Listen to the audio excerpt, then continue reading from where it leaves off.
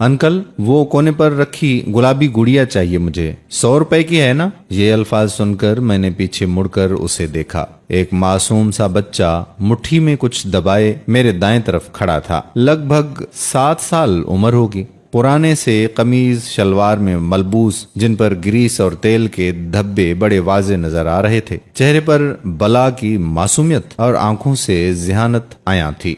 देख नहीं रहा तू, गाहक खड़े हैं और ये गुड़िया अब महंगी हो गई है। 150 रुपए तू निकाल, वरना चल दफा हो जाए यहाँ से। सुबह सुबह नहुसत फैला रहा है दुकान में। सेल्समैन ने टेढ़ा मुंह बनाकर जवाब दिया। बच्चे का चेहरा ही मुरझा गया। ऐसा लगा जैसे उसे शॉक लग गया हो। वो बोझल कदमों से पीछे की तरफ सरकने लगा। जी मैडम, और क्या दे दूं बेबी की सालगिरह के लिए? ये बार्बी डॉल जरा देखिए, सिर्फ 2000 की है। इससे अच्छी पूरे मार्केट में नहीं मिलेगी। सेल्समैन मुझसे मुखातिब था, लेकिन मेरी नजरें उस बच्चे पर जैसे टिक सी गई थी। उसके रुखसारों पर खामोशी से बहते 2 आंसू की लकीरों ने मुझे जकड़ सा लिया था। अच्छा चलो, ये बार्बी डॉल भी पे कर दो और बिल बना दो, मैं सेल्समैन को कहती हुई मुड़ी और कोने में खड़े बच्चे की तरफ बढ़ गई। क्या नाम है तुम्हारा बेटा? बीबी जी यासीन, मोहल्ले वाले सनी कहकर बुलाते हैं। तुम रो क्यों रहे हो? गुड़िया से तो लड़कियां खेलती हैं। चलो मैं तुम्हें बेट बाल दिला देती हूँ। शाबाश, अब ये आंसू पूंछ लो। मेरा ये जुमला सुनकर उसने लम्हा भर को सर उठाया और फिर फर्श पर नजरें जमा दी और मुझसे कहने लगा कि बीबी जी, ये गुड़िया मेरी छोटी बहन को बहुत पसंद थी, उसके लिए लेने आया हूँ। जब हम यहाँ से गुजरते थे तो वो मुझसे कहती थी कि भैया, जब तुम बड़े हो जाओगे, पैसे कमाओगे, तो मुझे ये गुड़िया दिला दोगे ना? मुझे उसकी मासूम जुबान से छोटी बहन ना जाने क्यों बहुत अच्छा लगा। उसके लहजे में अपनी बहन के लिए मोहब्बत थी कि उमड़ी चली आ रही थी। अच्छा तो ये बात है, तुम अपनी छोटी बहन के लिए वो गुलाबी गुड़िया खरीदने आए हो, मगर 50 रुपए तो अब भी कम है तुम्हारे पास। ये 100 रुपए तुमने खुद जमा किए हैं? नहीं नहीं बीबी जी, मेरे पास भला पैसे कहाँ से आएंगे? गैराज वाला उस्ताद मेरी पूरी दिहाड़ी अब्बा के हवाले कर देता है, मेरे पास में पैसे थोड़े ही देता है। बच्चा अब मुझसे खुलकर गुफ्तगू कर रहा था। एक सेकंड को रुक कर उसने आस्तीन से नाक साफ की और गोया हुआ। असल में आज बड़े साहब अपनी गाड़ी लेने गैराज पर आए थे। उनकी गाड़ी पर पॉलिश मैं ही करता हूँ। गाड़ी देखकर उन्होंने मुझे बुलाया और कहने लगे कि सनी, आज तूने दिल खुश कर दिया बच्चे। ऐसी चमकाई है मेरी प्राडो कि शक्ल तक दिखाई दे रही है। भाई वाह, ये लो 100 रुपए तेरा इनाम। और सुन, उस्ताद को नहीं बताना, वरना तेरी दिहाड़ी के साथ ये बख्शिश भी तेरे नशेई बाप के हवाले कर देगा। आज साहब का मूड शायद बहुत अच्छा था और मैंने भी चुपचाप नोट जेब में डाल लिया।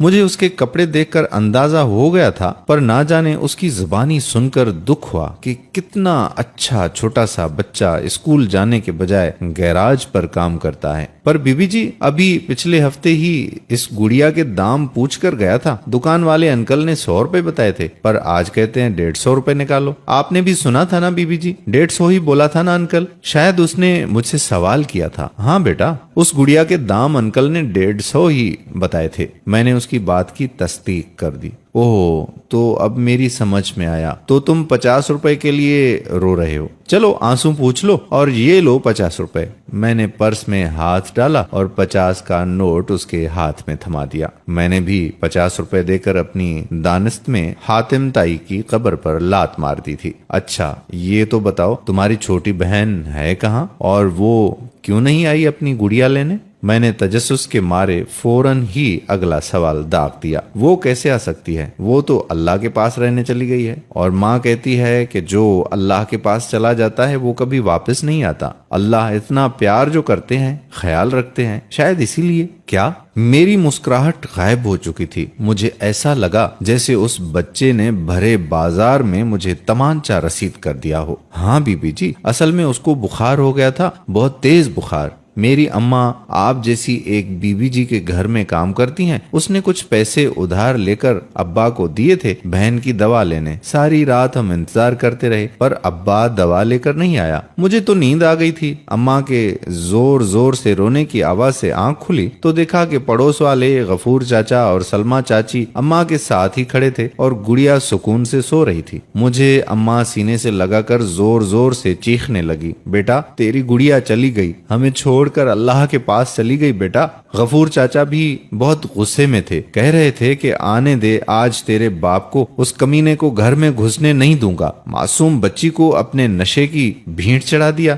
مجھے اپنی آواز حلق میں پھنستی ہوئی محسوس ہو رہی تھی۔ میری سمجھ میں نہیں آیا کہ میں اس سے اب کیا کہوں۔ بیٹا تو یہ گڑیا اب کس کو دو گے؟ اپنی ماں کو دوں گا بی بی جی، اس کے ہاتھ بھجواؤں گا، اور کیا۔ میرا ابا کہتا ہے کہ تیری ماں بھی اب اللہ کے پاس جانے والی ہے، سارا دن خون تھوکتی رہتی ہے، صدا کی بیمار جو ہے، ہڈ حرام سے کوئی کام بھی نہیں ہوتا۔ اس سے تو اچھی وہ سکینہ ہے، پورا دن گھروں میں کام کرتی ہے، بیوہ ہے اور پورے 8,000 مہینے کا کماتی ہے۔ میرے نشے کا خرچہ تو اٹھا ہی لے گی، اور روٹی کا خرچہ تیری دہاڑی سے پورا ہو جائے گا۔ بی بی جی میں اب چلتا ہوں، میری چھوٹی گڑیا کا انتظار کر رہی ہوگی، کہیں دیر نہ ہو جائے اور اماں بھی اللہ کے پاس چلی جائے۔ میں دم سادھے اس کی کہانی سن رہی تھی، اس کے الفاظ بم بن کر میری سماعت پر گر رہے تھے۔ میرے گھر پہنچنے سے پہلے ہی اگر اماں بھی چلی گئی تو یہ گڑیا میری چھوٹی بہن کو کون پہنچائے گا؟ آپ بہت اچھی ہیں بی بی جی، اللہ پاک آپ کو بہت دے گا۔ یہ الفاظ ادا کر کے وہ کاؤنٹر کی طرف بڑھ گیا اور اس کی آواز سناٹے میں گونجنے لگی۔ انکل